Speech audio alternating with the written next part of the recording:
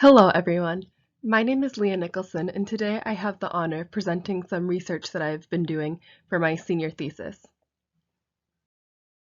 First off, I'm going to give you all a quick background to how I arrived at my thesis topic.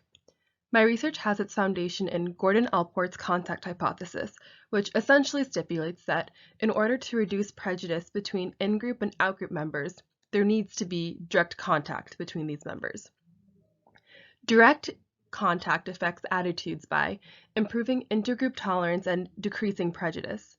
Through contact, people can learn about members of outgroups, reduce anxiety about these interactions, increase empathy, and overall improve attitudes towards the outgroup. I've always been interested in ways to reduce prejudice. As a child of immigrants, I've seen and witnessed firsthand how people can be treated pretty harshly negatively simply because they're perceived as other. When it comes to the contact hypothesis, certain barriers prevent people from actually being in direct contact with one another, and this brings me to imagined contact theory. Imagined contact theory posits that mentally simulating or imagining a positive social interaction with a member from an outgroup can have the following outcomes: positive attitudes, higher willingness/greater desire for future social contact with that outgroup member, perceived greater similarity, which ultimately leads to an overall improved and better group dynamic. Imagined contact is found to be effective because when people actually use their imaginations, they're able to mimic the experience of an actual interaction in person. When an individual imagines a social context, it actually evokes cognitive and behavioral effects similar to those experienced as if it was actually happening in real life with that person. And that actually brings me to my research question of whether imagined contact can be used to decrease implicit bias of preschoolers towards the outgroup that I chose, Black children. And a lot of the current literature about imagined contact, the sample size or the population that's been studied has been college kids or people who are older. And I was really interested in studying this in preschoolers, one, because who doesn't want to spend all day with preschoolers? And two, they're so young, their minds are so malleable. And so I kind of wanted to study implicit bias and is it easier to reduce implicit bias in a younger population than an older population, and if imagined contact could work with these young children. And so I designed a study in order to assess the implicit bias of preschool-age children. My study was split into two sessions. In session 1, participants took the effective misattribution procedure, which has been used in the past to measure implicit racial bias in preschoolers. And then after the AMP, I showed them ambiguous scenarios, and they had to tell me what was happening in those scenarios. In session 2, participants were divided into either the control group or experimental group. The experimental group underwent the imagined contact scenario. So for them, they imagined a day at the park with a Black child, while the participants in the control group simply imagined a fun day at the park. Afterwards, both sets of children saw another picture depicting an ambiguous scenario, and they had to defer what was going on and tell me what they thought was happening in that picture. For the AMP, which you can see here on the left hand of the screen, participants first saw images of smiling and snarling dogs. Participants were asked which images were nice and which images were not nice. This part of the AMP ensured that participants actually understood the difference between positive and negative. Afterwards, participants were told that they would be playing a game where they had to decide if the pictures they saw were nice looking or not nice looking. Participants were then shown an example of the images that they were going to be judging. As you can see here, figure 2, participants were asked if these ink blots were nice looking or not nice looking. Afterwards, images of smiling white and Black children appeared on the computer screen. So participants saw a child's face, which you can see here, figure 1, white or Black, a blank screen, a neutral image of the ink blot, and then a gray square. Once they saw the gray square, I asked them to tell me if the picture they just saw, the ink blot, was nice looking or not nice looking.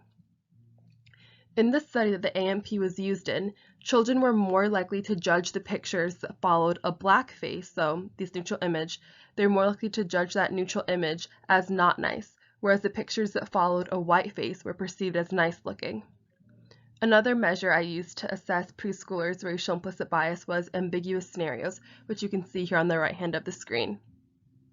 Participants saw an interaction between a white child and a black child. In half of the pictures, the participants saw a white child on the ground and a black child behind her. For the other set of participants, they saw a black child on the ground and a white child standing behind them. Participants were asked to describe what was happening in the picture in order to assess who they saw as the aggressor in that interaction. Here you can see how the sessions were split up. In session 1, all 28 participants took the AMP. And then out of those 28 participants, some saw picture 1. Picture 1 was the white child on the ground and the black child behind them. Picture 2 was the black child on the ground and the white child behind them.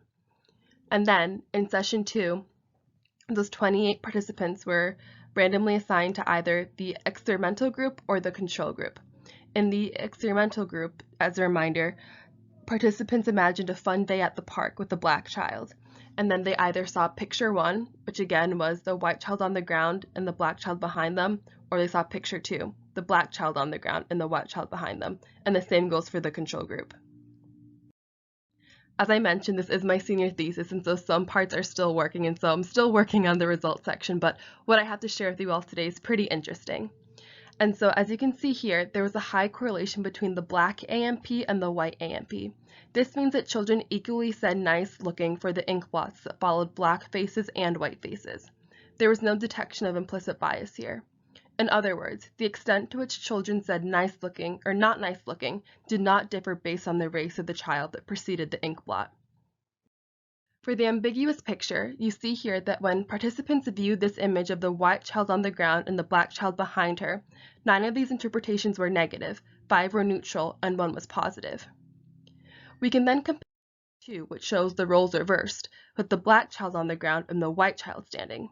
In this case, we received 0 positive responses, 6 neutral responses, and 7 negative responses. Looking at these responses made me question whether the scenario itself of one child on the ground and one child standing behind them naturally engendered a more negative explanation. And just for you all to know, a story was classified or categorized as negative if the participant identified one of the children in the scenario as being aggressive, or if they explicitly said that one child pushed another. That made the story negative. As I mentioned, I was interested in measuring implicit bias and then seeing if imagined contact could then decrease it, but it seemed that the sample of children that I used were not displaying implicit bias, so can't really measure what's not there.